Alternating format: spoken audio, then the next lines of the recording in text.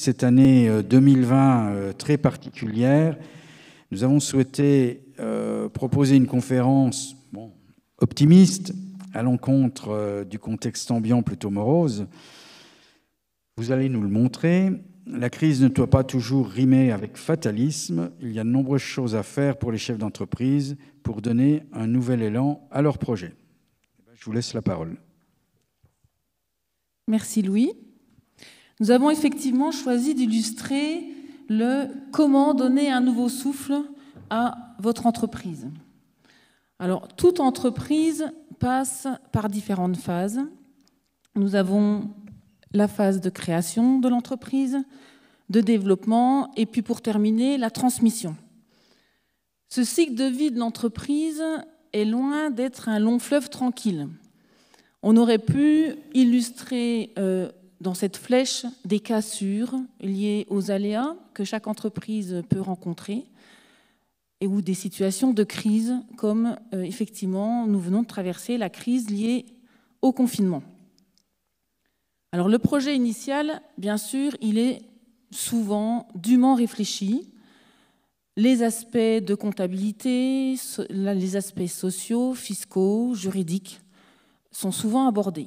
Néanmoins, l'évolution du contexte implique que le chef d'entreprise se remette souvent en cause. Et justement, de la posture du gérant face à tous ces aléas dépendra la pérennité de son entreprise. Alors nous avons choisi d'aborder deux notions fondamentales au cours de cet exposé.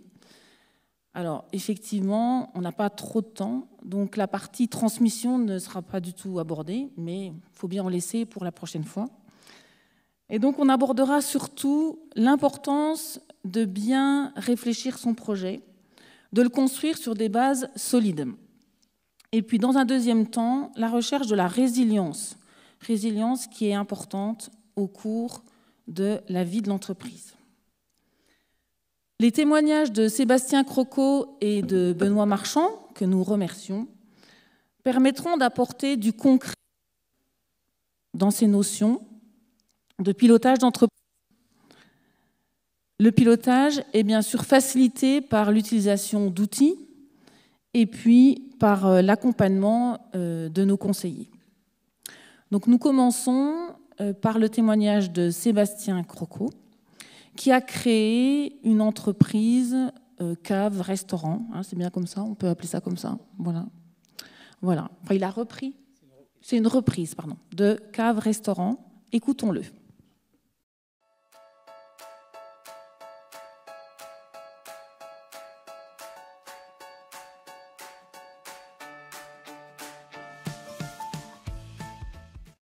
C'est un projet qui trotte dans ma tête depuis de nombreuses années déjà. C'est quelque chose de mûrement réfléchi, on va dire. En fait, après une formation d'ingénieur agronome, j'ai travaillé pendant 22 ans en tant que salarié dans l'agroalimentaire. Mon idée de base, c'était essentiellement de pouvoir communiquer ma passion des produits auprès des consommateurs directement. Donc avec comme base de travail de partir sur une épicerie fine, une possibilité de faire également de la cuisine pour mettre en valeur les produits justement du magasin. Ça pouvait être une bonne idée. Et puis du coup je me suis formé à la cuisine. Et pendant ces entrefaits, je regardais un petit peu les choses qui étaient à vendre par le bouche à oreille sur la vente de cette société. Alors qui ne correspondait pas tout à fait à ce que je voulais, puisque c'est pas une épicerie mais une cave à vin. Enfin l'intérêt c'est qu'il y a un vrai restaurant déjà d'installer, avec le fonctionnement finalement qui me convenait. Puisque auparavant, le fonctionnement du restaurant, c'était effectivement que au déjeuner, les midis en semaine. Et donc, pendant ma deuxième année de formation, j'ai mis en place le rachat de ce fonds de commerce. Donc moi, j'avais uniquement un salarié à reprendre, une salariée en l'occurrence, qui est ma seconde de cuisine. Et donc, dans un premier temps, pour limiter les embauches et les frais de personnel, c'est moi qui suis en cuisine. Donc avec Olivia, ma seconde, et j'ai gardé en tutorat avec son accord bien évidemment, l'ancien propriétaire, pendant 6 mois, jusqu'à la fin de l'année, mais sous forme de contrat extérieur, en fait, d'intervenant extérieur, non pas salarié, ce qui est quand même un peu plus facile à gérer et un peu moins coûteux pour l'entreprise. Pour illustrer un peu ce que vient de dire Sébastien Croco, donc, qui exprime parfaitement le cheminement que devrait avoir tout chef d'entreprise ou toute chef d'entreprise. Un projet de création de reprise, alors de reprise dans ce cas-là, se valide en plusieurs étapes. Et idéalement, ne se décide pas du jour au lendemain. Parce que ça, c'est des phénomènes aussi qu'on rencontre régulièrement. On parle des fois des lundis suite à une émission type Capital, voilà, et des créateurs, enfin des nouveaux créateurs s'imaginent. Et bon, voilà, faut recadrer un petit peu les choses. Mais là, c'était pas du tout le cas, puisque ce projet-là, il l'avait longuement mûri.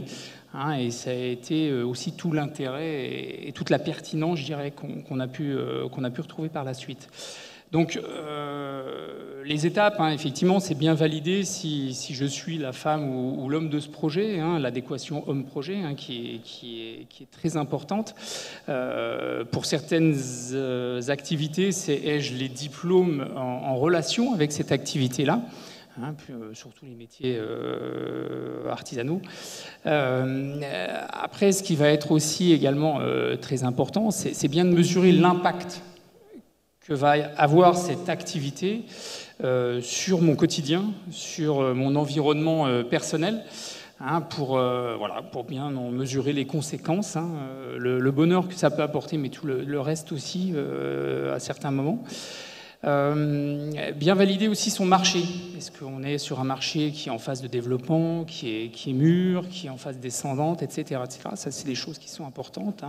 La cible de clientèle que l'on a choisie, sa position sur ce marché-là, sa zone géographique, etc. Enfin, en quelques mots, c'est l'étude de marché. L'étude de marché qui est quand même très très importante, et on comprend bien que plus on s'y prend en amont, plus on a le temps d'analyser cette partie-là. Quand les projets ne sont pas encore dans ces phases-là, et qu'on est au balbutiement, voilà, j'ai eu l'idée, etc., avec le projet à construire, on a peut-être un peu moins la compétence pour intervenir, mais par contre, on est amené à orienter vers des partenaires type BGE pour justement accompagner ces futurs chefs d'entreprise à structurer leurs projets. Une autre phase qui est très très importante et sur laquelle on intervient, bien évidemment, c'est valider la viabilité économique effectivement du projet, avec la construction d'une étude prévisionnelle sur 3 ans, idéalement. Cette étude prévisionnelle, la finesse de cette étude prévisionnelle est très importante. Et effectivement, plus on a excusez-moi, je perds le terme, c'est pas grave. Mais en tout état de cause, l'idée va être effectivement d'établir le prévisionnel d'investissement, le prévisionnel de financement de ces investissements-là, déterminer la capacité d'autofinancement, de déterminer le besoin en fonds de roulement, etc. Des indicateurs comme ça qui vont permettre aux chefs d'entreprise, aux futurs chefs d'entreprise, d'appréhender son projet avec cet angle-là. Mais il va également permettre aux chefs d'entreprise d'aller toquer à la porte de son banquier, ou d'un autre banquier en tout cas, pour aller chercher ses financements. Et si le banquier ne prête aussi à une personne, c'est pas que sur un projet, il faut que cette adéquation, encore une fois, homme-projet soit très pertinente, mais voilà, ça va être le passage obligatoire que vous allez devoir avoir, futur chef d'entreprise ou sur un nouveau projet, pour le financer. Nous avions dans le projet de Sébastien Croco, alors c'est un accompagnement qui a été assez long et entrecoupé de la période Covid, donc voilà, enfin de la période de confinement.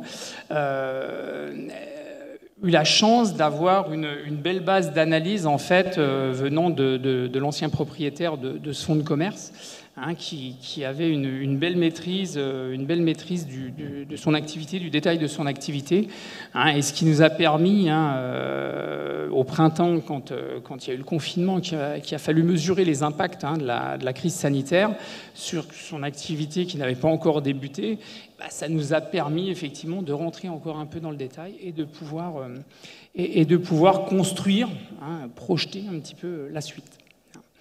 Donc, en transition, donc, on va écouter un autre témoignage, hein, donc de Benoît Marchand, qui lui est plutôt sur une activité agricole, maraîchage, entre autres, hein, et qui a eu pareil, pas mal d'évolutions et qui a été accompagné par Serre France ADO.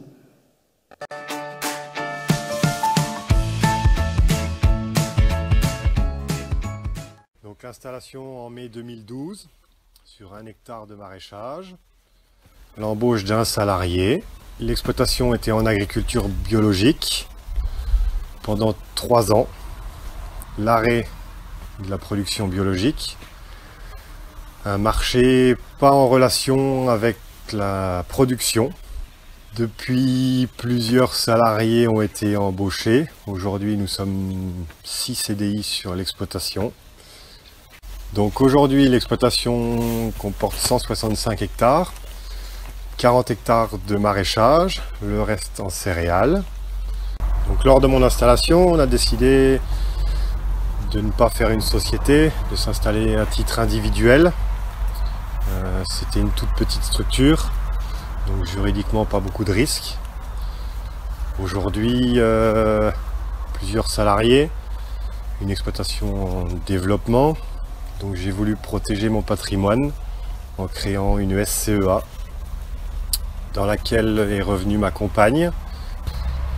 Et aujourd'hui, en 2019, j'ai l'entrée d'un nouvel associé avec 80 hectares de plus. On voit bien à travers l'évolution du projet d'entreprise de Benoît les différentes phases, les différents questionnements auxquels il était confronté. Alors effectivement, au niveau de son installation, il a été fait assez simple. Cette installation, c'était à titre individuel, donc pas de structure juridique particulière. Et puis, au fur et à mesure de l'évolution de son projet, de l'environnement, agrandissement, etc., il a voulu aussi intégrer sa compagne.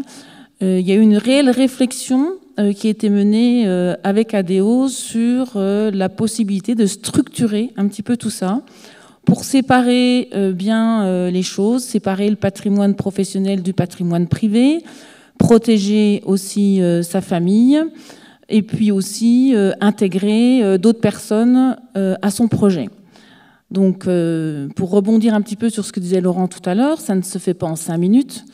C'est un vrai partenariat, une vraie réflexion, un travail de groupe entre effectivement le porteur de projet, le gérant, et puis nos services de conseil avec des phases d'écoute, de questionnement, de remise en cause pour finalement trouver une solution juridique qui correspond le mieux aux attentes de l'entrepreneur et de son environnement, bien sûr. Nous continuons avec à nouveau un témoignage de Sébastien.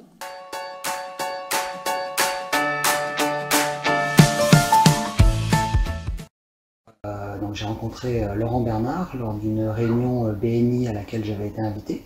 On a eu l'occasion qu'il me présente les services possibles chez Serre France ADO et moi ça correspondait assez bien à ce dont j'avais besoin, à savoir un service complet. Et puis après également par toute la mise en place de la société, puisque moi j'étais salarié donc j'avais pas de société pour racheter le fonds de commerce, donc la création de la société a été faite par Serre France ADO également.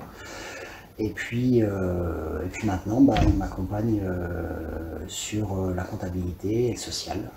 Dans la partie rachat et mise en place des prêts bancaires, etc. Le prévisionnel, c'est bien sûr quelque chose qui est hyper important. C'est vrai qu'un dossier prévisionnel bien ficelé et complet, ça m'a permis ça se passe super bien en fait. Voilà, on n'a pas été obligé de revenir 15 fois dessus, on n'a pas eu des tonnes de questions, notamment de la part des banquiers. Donc c'était agréable que ça se passe aussi facilement finalement. Donc, ce que je voulais repréciser aussi, enfin, dans le cadre de ce dossier-là aussi, ce que Sébastien Croco n'explique pas, donc on l'a accompagné dans la création de la structure qui allait accueillir ce fonds de commerce, par Clémentine Rouleau-Padelou, qui est juriste chez nous. Et il y avait la complexité, quelque part, un peu du dossier, c'était l'association multiple qui existait. Alors, même si c'était une association familiale, son épouse, qui était un remariage, et il souhaitait intégrer effectivement les enfants de la famille, les 4 enfants de la famille qui venaient voilà, de mariages précédents. Donc c'était important effectivement qu'ils aient tous les 6 l'éclairage suffisant pour bien valider effectivement cette décision de s'associer à 6. Donc pendant la période de confinement et avec la grande difficulté, entre guillemets, d'anticiper la suite. Je rappelle, il a une activité de caviste, alors qu'il n'était pas fermé. Enfin, l'activité de caviste n'était pas fermée. L'activité restauration, par contre, là, voilà, on était dans des structures qui avaient été fermées administrativement. Voilà, il a fallu se projeter un minimum, sachant qu'on n'avait pas de date de réouverture, sachant que les conditions d'accueil, on ne les connaissait pas réellement, on a entendu un peu tout. On a même imaginé être sous des bulles au niveau de nos tables. Voilà, il y avait des inventeurs qui avaient créé même ce type de concept, quoi. On n'en est pas arrivé là. Les manifestations type 14 juillet, etc., on ne savait pas trop ce qui allait en être. Donc voilà. Tout ça, Sébastien a dû, je dirais, réviser sa copie et revoir la stratégie qu'il avait imaginée avant. Donc il a dû infuser la masse d'informations qu'on recevait à cette époque-là, au mois de mars, mars-avril, oui, voilà, qui devait lui permettre effectivement d'élaborer différents scénarios et de s'adapter sur une activité qu'il n'avait pas encore démarré complètement. Mais cette finesse, encore une fois, je reviens sur la finesse qu'on avait pu avoir dans ce prévisionnel sur 3 ans, nous permettait de bien segmenter ces activités et de mesurer ces impacts-là.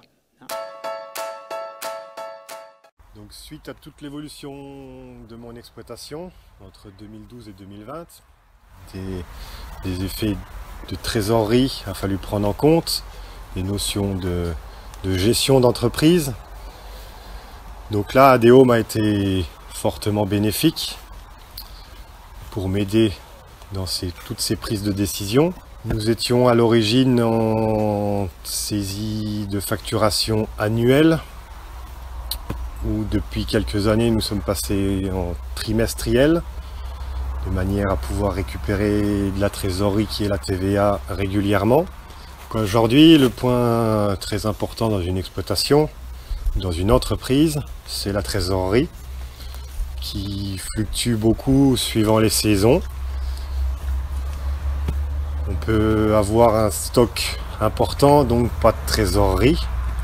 Donc un projet à court terme, en partenariat avec ADO, c'est de nous aider dans la gestion de cette trésorerie-là. Alors effectivement, si on veut reparler un petit peu de la trésorerie et surtout du pilotage d'entreprise, qui est quand même un élément important et primordial, parce que l'on soit dans une phase de création ou de développement d'activité, la mise en place d'outils de pilotage est primordiale dans votre gestion, dans la gestion de vos entreprises.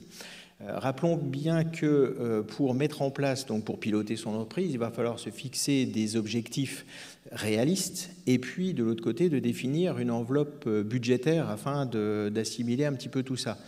N'oublions pas également que les chiffres qui vous sont donnés en comptabilité, donc dans la partie compta, ne reflètent pas nécessairement la trésorerie de votre entreprise.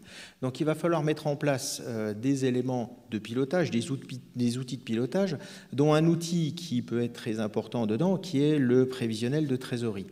Ce prévisionnel de trésorerie, lui, il va vous permettre de connaître vos flux de trésorerie. Flux de trésorerie, est-ce que j'ai une structure qui est saisonnière? Est-ce que j'ai quelles sont les variations qui arrivent dans l'année?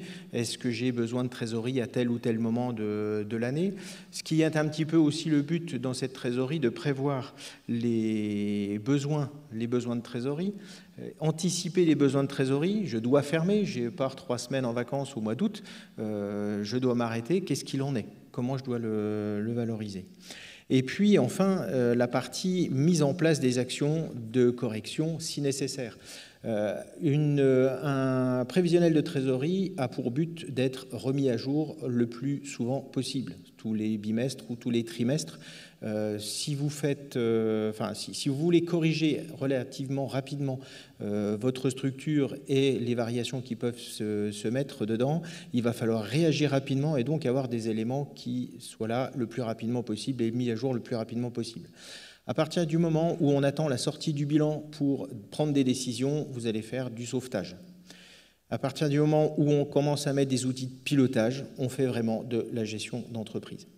Donc je prends un exemple concret. J'accompagne depuis plusieurs années, plusieurs adhérents, et dont un où on se voit tous les bimestres à peu près pour remettre à jour tous ses besoins de trésorerie, mouvement de personnel, évolution du chiffre d'affaires en plus, en moins, afin de se repositionner aussi, position par rapport à la concurrence, donc de réajuster aussi ses besoins de financement, investissement futur, et puis de se dire à un moment vers où on va, vers comment on peut le prévoir. Ce qui s'est passé, c'est qu'en début de confinement, un petit peu panique. Qu'est-ce qu'il en est? Quel est le devenir de ma structure? Est-ce que ma trésorerie sera suffisante pour passer le cap? Donc ce sont toutes des interrogations où on a pu répondre.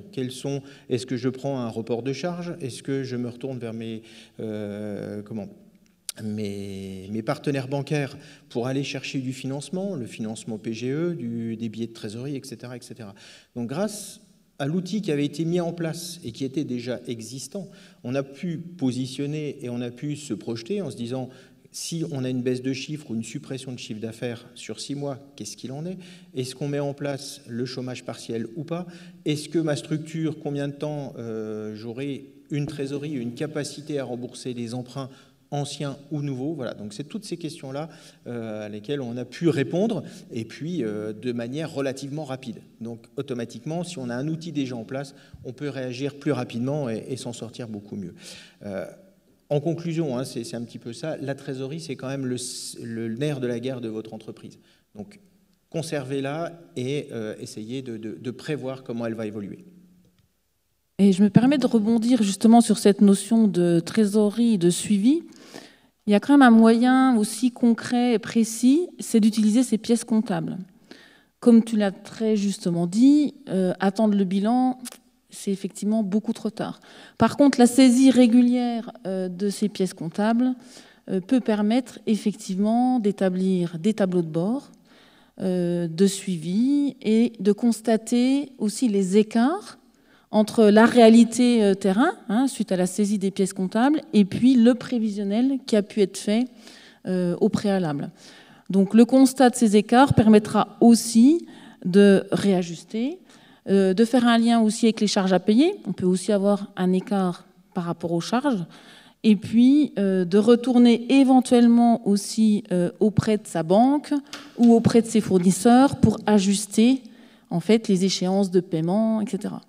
Donc, comme ça a été présenté en première partie, c'est vrai qu'il est mis à disposition aujourd'hui un outil qui est NetConta, ContaNet, enfin voilà, NetConta, qui permet, c'est un logiciel qui est en ligne, qui permet justement d'effectuer cette saisie à fait, qui est disponible sur tablette, qui permet de faire un visu assez rapide et d'avoir un constat assez rapide justement de l'évolution de cette trésorerie.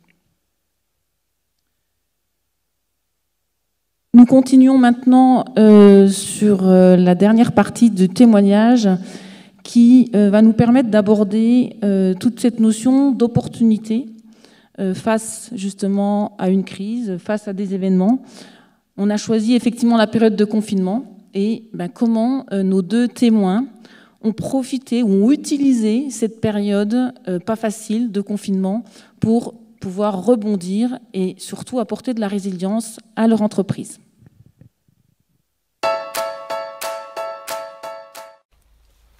Donc le confinement, dans un premier temps, on prenait tout ça à la légère. C'était loin de chez nous. Mais tout doucement, dans les journaux, ça se rapprochait de plus en plus. Donc une prise de conscience, la peur. J'ai décidé d'arrêter mon activité, de mettre tous mes salariés au chômage. C'était une erreur. On a vraiment eu un pic de consommation. Les gens sont venus très nombreux sur l'exploitation. On a eu la chance d'avoir le distributeur automatique où les gens n'avaient pas de contact avec nous. Donc c'était pour eux une chance. On a augmenté le chiffre d'affaires pendant ces 3 mois-là de près de 400%. Donc pendant le confinement, après presque un mois, on a décidé de faire de la livraison à domicile. Le marché de Verdun étant fermé, nos clients étaient demandeurs. On ne voulait pas les laisser sans nos produits. Donc aujourd'hui, après le confinement, on a environ 25% de clientèle supplémentaire par rapport aux autres années qui ont découvert notre production, qui ont découvert notre qualité. Donc c'est un point bénéfique par rapport au confinement. Il faut surtout, en vente directe, privilégier une qualité. On n'est pas là pour vendre des produits au même titre que la grande surface. Et ce qu'on a pu mettre en place pendant le confinement pour communiquer avec nos clients, c'est en relation avec les réseaux sociaux, où les gens s'intéressent, les gens demandent, les gens sont vraiment intéressés par rapport à ce qu'on fait et comment on le fait et pourquoi on le fait comme ça. Donc c'est vraiment bénéfique parce qu'avec le distributeur automatique, on a quand même beaucoup moins de contacts et les gens viennent communiquer avec nous au travers de ce réseau social-là. Donc ce témoignage est très clair, hein, comment cette peur a été transformée en opportunité. Je ne commenterai pas plus, hein, c'était vraiment très clair, mais j'aimerais retenir quand même 2 idées essentielles suite à l'expérience de Benoît. Alors la première, c'est tout faire pour garder des relations privilégiées avec sa clientèle pour la fidéliser. Alors effectivement, aujourd'hui, il y a beaucoup de communication à travers les réseaux, donc lui, c'est ce qu'il utilise. Il y a son distributeur automatique, donc là, la relation n'est jamais cassée puisqu'il y a toujours possibilité pour les clients de s'approvisionner sans risque de surcroît, puisque pas de contact humain. Alors bon, le contact humain pour autant est quand même important hein, pour pérenniser la clientèle, mais en cette période de confinement, ça a été quand même mieux que rien. Et puis la deuxième idée clé, qui est vraiment très importante, et je pense que ça concerne toutes les professions, c'est vraiment considérer, mais au sens prendre soin de son client en lui apportant du service de qualité, donc que ce soit au niveau du maraîchage, un légume, que ce soit de la prestation de service, etc., pour que le client se sente vraiment au centre des préoccupations de son fournisseur. En fait, voilà, et cette notion de qualité, il l'a bien noté, Benoît, en disant on n'est pas une grande surface, alors on ne dénigre pas les grandes surfaces, etc., hein, c'est pas du tout l'objet, mais de dire, voilà, vraiment, si le client se déplace et vient chez nous, on doit lui réserver nos meilleurs produits pour être sûr que demain, il revienne. On va voir également le témoignage de Sébastien Crocou, qui, pareil, pendant cette période de confinement ou d'après-confinement, a dû encore une fois se projeter un peu plus. Il l'explique bien aussi, et voilà, il a des coups d'avance. Hein, c'est ce qui est toujours assez intéressant quand on échange avec ce type de chefs d'entreprise qui ont bien mûri ce projet.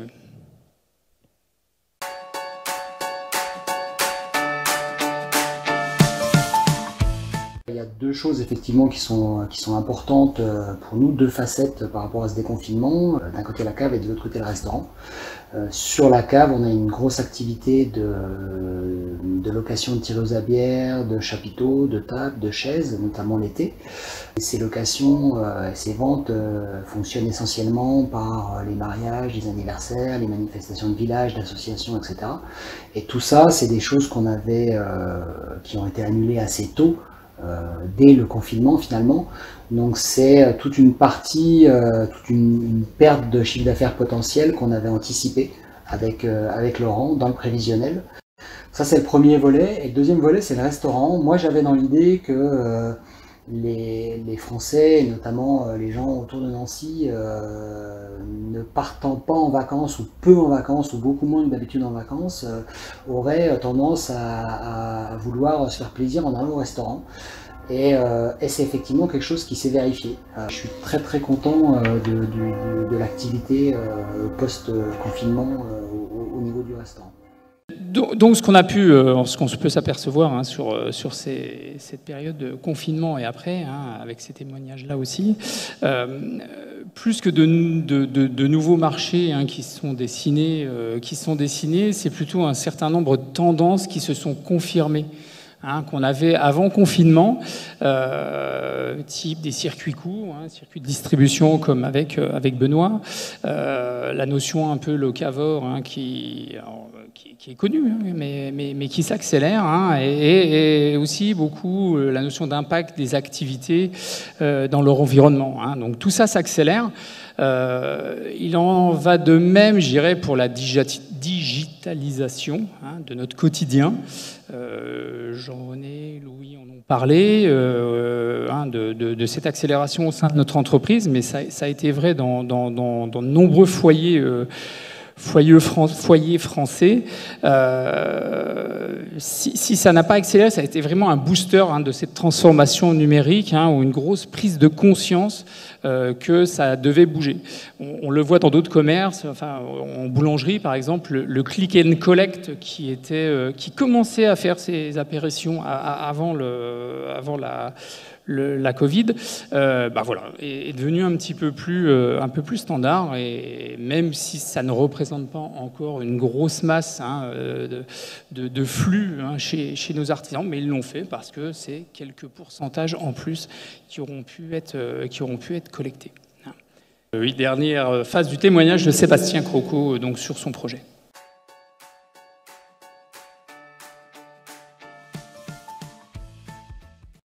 Mes projets, déjà à très très court terme, il y a quelque chose que j'ai déjà mis en place, à savoir que actuellement le restaurant était, auparavant le restaurant était ouvert uniquement donc les midis du lundi au vendredi. Moi maintenant j'ouvre également les samedis soirs. Puis par rapport à la cave, donc je vais mettre en place des soirées dégustation de façon plus régulière.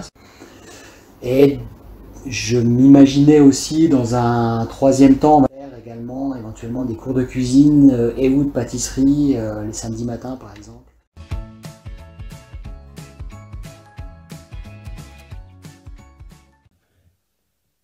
Voilà, donc pour conclure ces témoignages et cette discussion, nous vous proposons de retenir 6 idées clés.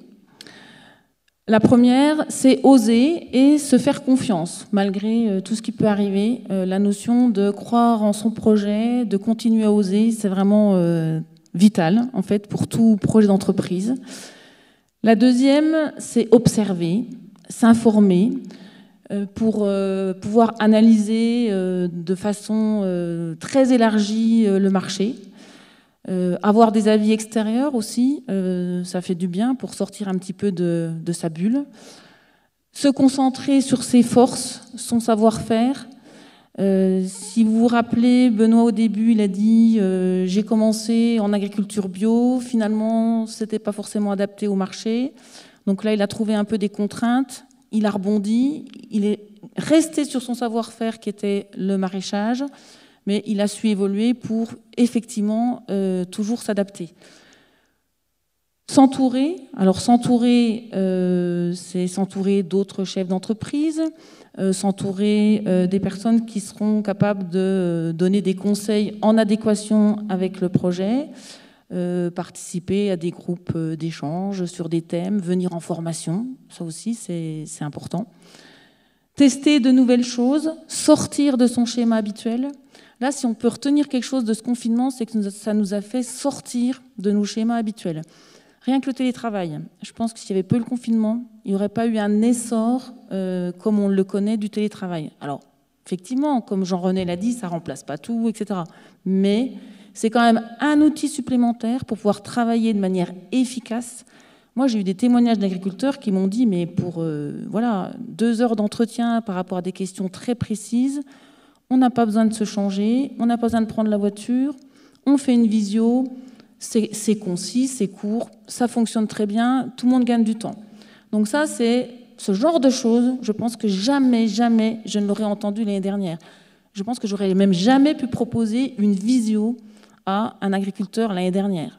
Ça, c'était même pas envisageable. Donc, vraiment, on sort quand même aussi des choses intéressantes de ce contexte qui, d'un premier abord, était très anxiogène, d'autant plus si on écoutait les médias. Et puis, bien sûr, super important, surtout pour nous, les conseillers, les comptables, mesurer ce qui se passe. Parce que si on ne mesure pas, on ne peut pas effectivement améliorer la situation. Donc l'intérêt, c'est effectivement de mesurer avec des outils pour ne pas y passer non plus 4 plombes, parce que vous avez autre chose à faire. Donc utiliser des outils pour pouvoir mesurer votre activité et puis effectivement évoluer et mettre des pistes d'amélioration. Merci.